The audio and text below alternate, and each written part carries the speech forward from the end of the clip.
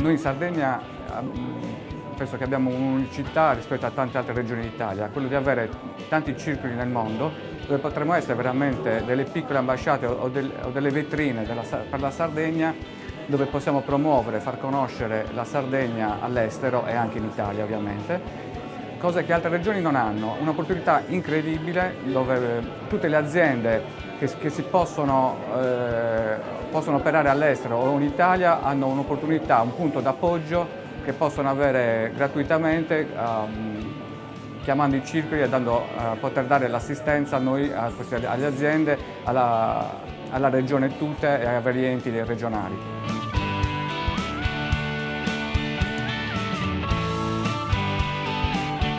Gli immigrati, per nostra esperienza, sono una delle grandi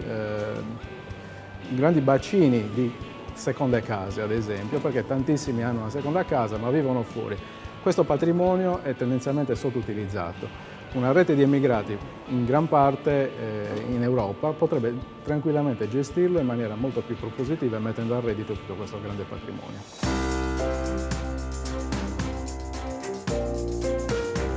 Sardinia Everywhere sposa, diciamo, la nostra idea di far sì che le aziende produttrici dell'agroalimentare incontrino i circoli sardi e non solo, tramite appunto i circoli sardi e i ragazzi delle nuove generazioni che lavoreranno in Italia e all'estero con i prodotti sardi riescano a capire l'importanza e il valore aggiunto dei prodotti.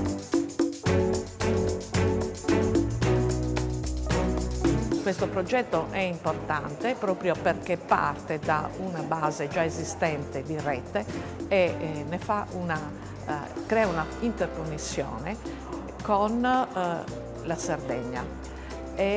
Questo per noi è importante perché ci mette in contatto diretto, accorciando i tempi di comunicazione, accorciando i tempi che sono necessari per mettere in moto le azioni che noi facciamo fuori dalla Sardegna al servizio della Sardegna.